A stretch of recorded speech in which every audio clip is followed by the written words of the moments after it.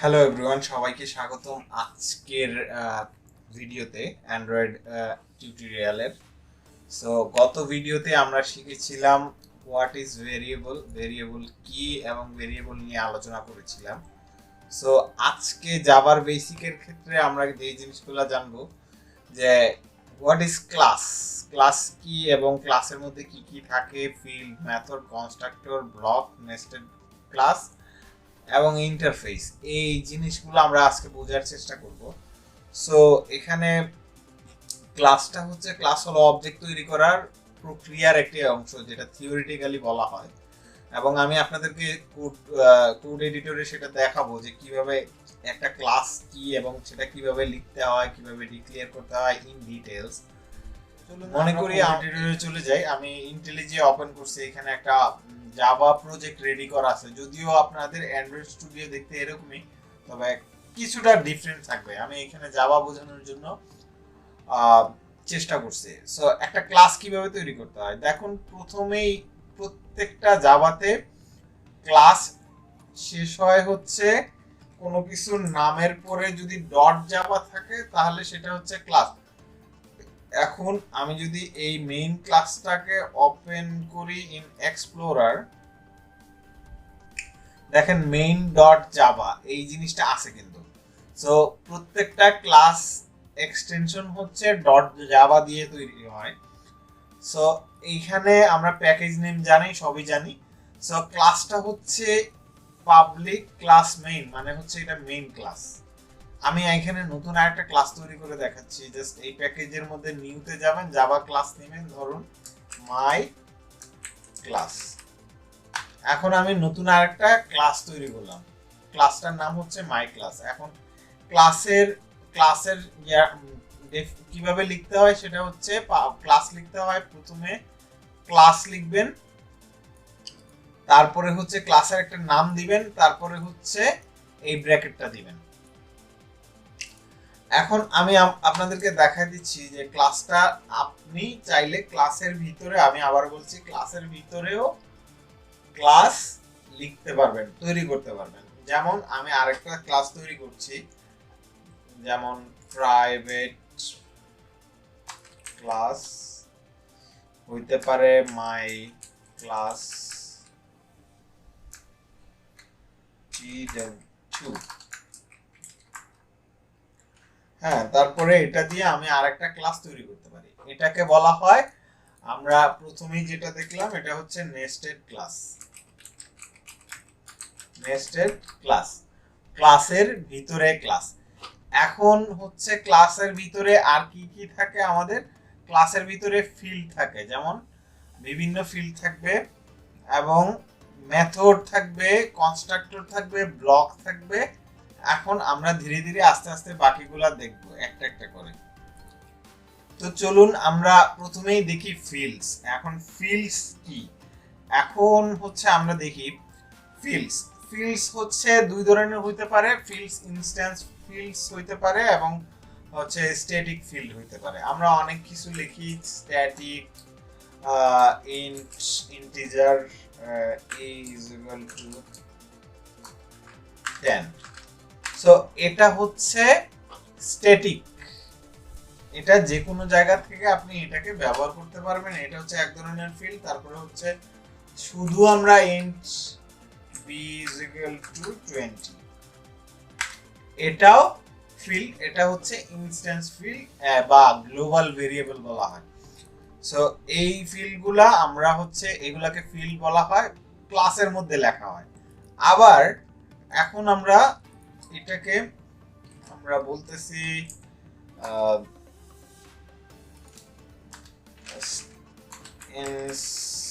Sorry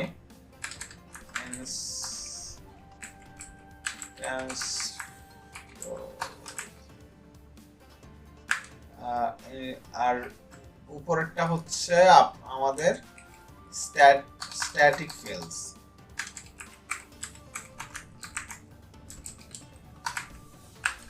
এখন এগুলা, এখন হয়তো আমার কথাগুলো আপনারা যদি জাভা রিলেটেড পরিচিত হয়ে থাকেন তাহলে অবশ্যই আপনারা বুঝতেছেন আমি কি বলতেছি। তবে আমি ভিডিওগুলো তৈরি করতেছি একদম যারা বিগিনার, যারা বুঝতেছে না, তারাও যেন কিছুটা বুঝে, সেই জন্য সেই ব্যাপারগুলো মাথায় রেখে করতেছি। যদি আপনারা এই জিনিসগুলো বুঝে থাকেন তাহলে আপনারা এই ভিডিওটা ইগনোর করতে পারেন। সো নেক্সট এর তারপরে হচ্ছে ফিল্ডস এর পরে আমরা কি দেখতে পাই? ফিল্ডস এর পরে মেথড। ধরুন আমরা মেথড তৈরি করব। এখন আমরা মেথড দেখব। এখন মেথড লিখতে হয় অনেকভাবে মেথড লিখতে পারবেন। যেমন মেথড হয় হচ্ছে দুই ধরনের, একটা হচ্ছে ভয়েড মেথড আর একটা হচ্ছে রিটার্ন টাইপ মেথড তৈরি করা যায়। যেমন ধরেন ভয়েড মেথডটা হচ্ছে ভয়েড মেথড।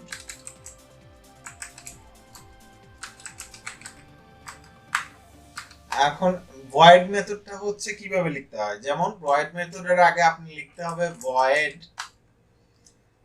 মাই মেথড, তারপরে একটা ব্র্যাকেট দিবেন, তারপরে হচ্ছে তারপরে থার্ড ব্র্যাকেট দিবেন। এটা হচ্ছে এক ধরনের ভয়েড মেথড। এখন যদি আমরা রিটার্ন টাইপ মেথড, আমরা কোনো মেথড যদি শুধু কাজটা কমপ্লিট করবে, ধরেন এখানে সে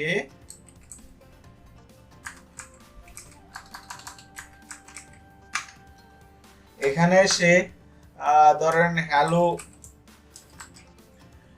এই মেথডটার কাজ যদি হয় শুধু এই লাইনটা প্রিন্ট করা, সে শুধু এই লাইনটাই প্রিন্ট করবে আর কোনো কাজ করবে না।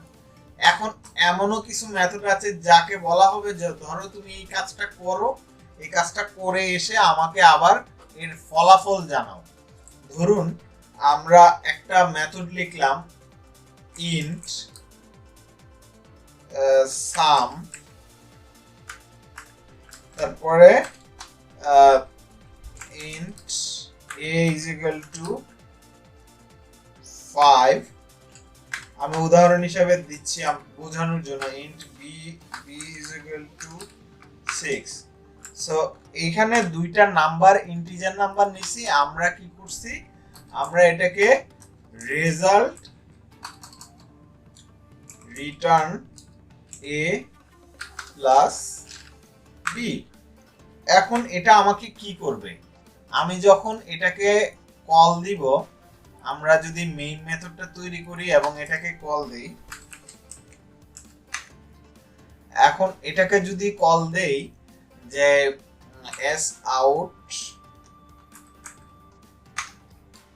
এইখানের ভিতরে সাম কলটা দিলাম,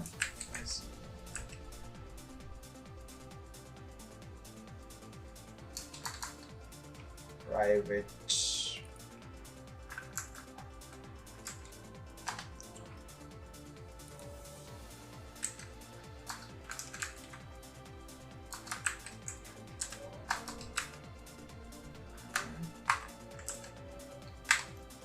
সো আমরা এই মেথডটা যখন এখানে একটা এরর আসছে, দেখি এররটা কি, স্ট্যাটিক ক্লাস বানাইতে হবে।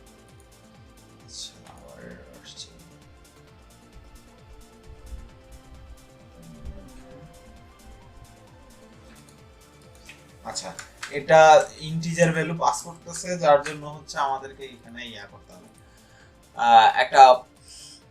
এখন দেখেন আমরা এই এটা স্ট্যাটিক না বানাইলেও তো কাজ করার কথা। আচ্ছা, এটা যেহেতু জাভা আইডি এই জন্য ইয়া করতেছে, অ্যান্ড্রয়েডে এটা না দিলেও হয়। আচ্ছা, এখন এই আমরা যদি এই মেইন মেথডটা কল করি, তখন সে আমাকে রেজাল্ট হিসাবে 4 আর 6 এর যোগফল 10 দিবে। সো এটা হচ্ছে সে একটা কাজ করে তার রেজাল্টটা আমাকে পাঠাবে। সো এটাকে বলা হয় রিটার্ন টাইপ মেথড। সো এটা হচ্ছে জাস্ট এই মেথডটার কাজটা হচ্ছে, আমরা যদি এই স্ট্যাটিক এই মেথডটা মাই মেথডটা কল করি, তো সে শুধু হ্যালো বলবে, বাট এখানে সে রেজাল্ট প্রিন্ট করতেছে। সো এটা হচ্ছে রিটার্ন টাইপ, আর এটা হচ্ছে ভয়েড মেথড। তারপর কি আছে আমরা একটু লক্ষ্য করি। তারপরে হচ্ছে মেথড শেষ করার পরে তারপরে হচ্ছে কনস্ট্রাক্টর। কনস্ট্রাক্টর কি? একটা ক্লাসকে অবজেক্টে তৈরি করতে হলে, ক্লাসের অবজেক্ট তৈরি করতে হলে অবশ্যই আপনাকে কনস্ট্রাক্টর তৈরি করতে হবে। কনস্ট্রাক্টরটা কিভাবে তৈরি করে? কনস্ট্রাক্টরটা তৈরি করে হচ্ছে আপনি জাস্ট ক্লাসের ভিতরে, এই যে ক্লাসের ভিতরে আপনি আসবেন, তারপর জেনারেটে যাবেন, দেন কনস্ট্রাক্টরে ক্লিক করবেন। এখানে কতগুলা ফিল্ড চায় সিলেক্ট আপাতত, এটা হচ্ছে একটা কনস্ট্রাক্টর। এখন একটা ক্লাসের ভিতরে একাধিক কনস্ট্রাক্টর থাকতে পারে, তবে প্রত্যেকটা কনস্ট্রাক্টরের নাম সেম হবে। যেমন এখানে আরেকটা যদি কনস্ট্রাক্টর আমি তৈরি করি, এখানে একটা ইন্টিজার ফিল্ড আছে, এই যে ফিল্ডটা সহ সে একটা কনস্ট্রাক্টর। দুইটা কনস্ট্রাক্টরের কিন্তু নাম সেম, কিন্তু মেথডের বেলা মেথড, এই জিনিসটা ভালো করে মনে রাখবেন, মেথডের বেলা সেম নাম হইতে পারবে না। কিন্তু কনস্ট্রাক্টরের বেলা ক্লাসের নামে যদি কোনো মেথড হয়ে যায়, ক্লাসের নামের নামে যদি কোনো মেথড থাকে, তাহলে সেটা একই নামে একাধিক মেথড হইতে পারে, কিন্তু এমনিতে মেথড নাম হুবহু হবে না। এই জিনিসটা মাথায় রাখবেন। আচ্ছা, তারপর এই জিনিসটাকে বলা হয় কনস্ট্রাক্টর, যেটা দিয়ে ধরুন আমি এই মাই ক্লাসের একটা জিনিসকে অ্যাক্সেস করব, তখন হচ্ছে আমাকে এই কনস্ট্রাক্টরটা লাগবে। যেমন আমি এখানে মাই ক্লাসটা কল করব, তো আমি এখানে লিখব মাই ক্লাস, একটা ভেরিয়েবল নেব মাই ক্লাসের, অবজেক্ট ডিক্লেয়ার করতে হলে নিউ মাই ক্লাস। সো এখন আমি মাই ক্লাস, এই ক্লাস থেকে কোনো কিছু নিয়ে আমি মেইন ক্লাসের মধ্যে আমি ডাকতে পারবো বা ও কাজ করাইতে পারবো। সো আমি এইখানে যদি এই মেথডটাকে কল করি, hello main class from my class, ঠিক আছে, আমরা এই মেথডটাকে ডাক দিব। কিভাবে ডাক দিব? My class dot my method, ঠিক আছে। যেহেতু দেখেন এই যে মাই মেথড, এই মেথডটা কিন্তু মাই ক্লাস দিয়ে কল করার পরে আসছে। এখন আমাকে এই ক্লাসে কিছু করতে হবে না, আমি যদি এখানে আসি, আইসা এই মেথডটা রান করি, তখন সে আমাকে একটা রেজাল্ট দিবে যে hello main class from my class, ঠিক আছে, আমাকে মেইন ক্লাসকে বলতেছে যে ফ্রম মাই ক্লাস। সো এই জিনিসটাই হচ্ছে আপনার অবজেক্ট ডিক্লেয়ার করা। সো আমরা আজকে শিখে ফেললাম যে কনস্ট্রাক্টর কিভাবে তৈরি করতে হয়, এটা শেষ। আমাদের মেথড তৈরি করা, ফিল্ড তৈরি করা এন্ড নেস্টেড ক্লাস তৈরি করা আমাদের শেষ। এখন আমরা শিখবো নেস্টেড ইন্টারফেস। এখন নেস্টেড ইন্টারফেসটা কিভাবে তৈরি করতে হয়, ইন্টারফেস লিখতে হয় এইভাবে। আমরা ইন্টারফেস দেখতে অলমোস্ট ক্লাসের মতো, যেমন পাবলিক স্ট্যাটিক ইন্টারফেস লিখবো। আমরা শুধু ক্লাসের জায়গায় আমরা ইন্টারফেস লিখবো, তারপর ইন্টারফেসের নাম দিব মাই ইন্টারফেস, ওকে। তারপরে এখানে আমরা অবিকল ক্লাসের মতোই সবকিছু, আমরা যদি এইখানে নেস্টেড ক্লাসের কাছে যাই, আমরা এই জিনিসটা নিয়ে আমরা নেস্টেড ক্লাসের পরে যাই, এইখানে আমরা ইন্টারফেসটা লিখি ইন্টারফেস, ঠিক আছে। সো এটা হচ্ছে আপনার ইন্টারফেস। আপনি পাবলিক ইন্টারফেস দিতে, শুধু ইন্টারফেস দিয়েও হবে, আপনি ইন্টারফেস দিলেন এবং এটা হচ্ছে আপনার ইন্টারফেস। ওই ইন্টারফেসের একটা ব্যাপার হচ্ছে, আপনি ইন্টারফেসের ভিতরে কিছু মেথড থাকবে, ওইগুলা আবার হচ্ছে ইন্টারফেসের ভিতরের যেই ব্যাপারটা আছে, ধরেন মাই ইন্টারফেস অথবা অন ইন্টারফেস, তারপরে হচ্ছে এই হচ্ছে আপনার ইন্টারফেস লেখার ধরন। সো ইন্টারফেসের মধ্যে এরকম একটা মেথড থাকে। যাই হোক, ইন্টারফেস ইন ডিটেইলসে এখন বোঝানোর দরকার নেই, কারণ হচ্ছে ভিডিওটা অনেক লম্বা হয়ে যাবে। জাস্ট ইন্টারফেস কিভাবে লিখতে হয় সেটা আপনাদেরকে দেখালাম। একটু মাথায় নিয়ে রাখেন, আমরা আস্তে আস্তে যখন কোড করতে থাকবো তখন সবকিছু অটোমেটিক্যালি আমরা বুঝতে থাকবো।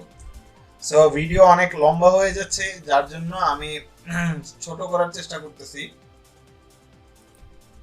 আচ্ছা, এবার আসি আমাদেরকে, আমরা ব্লক কি? ব্লক হচ্ছে কার্লি ব্রেসিস দিয়ে যেই জিনিসটা, ধরেন এই কার্লি ব্রেসিস থেকে এইটুক পর্যন্ত হচ্ছে একটা ব্লক, এর ভিতরে যা কোড থাকবে সব ব্লক একটা ব্লকের ভিতরে। ধরুন এই কার্লি ব্রেসিস থেকে এই কার্লি ব্রেসিস পর্যন্ত একটা ব্লক, এই কার্লি ব্রেসিস থেকে এটা পর্যন্ত একটা ব্লক, দেখেন এটাকে পুরোটা ব্লক, এই ব্লকটা আপনি ইয়াও করতে পারবেন, আবার কলাপস করতে পারবেন, এক্সপ্যান্ড করতে পারবেন। সো এইগুলাকে বলা হয় হচ্ছে কার্লি ব্রেসিসের এক মাথা থেকে অন্য মাথাকে বলা হয় একটা ব্লক। প্রত্যেকটা কার্লি ব্রেসিসের একটা মাথা থেকে অন্য মাথা পর্যন্ত বলা হয় এক একটা ব্লক। সো এই ছিল আজকের অ্যান্ড্রয়েড টিউটোরিয়াল শুরু করার আগে যে জাভার বেসিক ব্যাপারগুলো। সো এইগুলাই মূলত আমরা যখন কোড করব তখন ব্যবহার করা হবে। আরো কিছু জিনিস আছে, যেমন এরে, ক্লাস এন্ড অবজেক্ট যেহেতু আমি আজকে আপনাদেরকে দেখিয়ে দিয়েছি যে অবজেক্ট হচ্ছে এইভাবে ডিক্লেয়ার করতে হয়। এটা হচ্ছে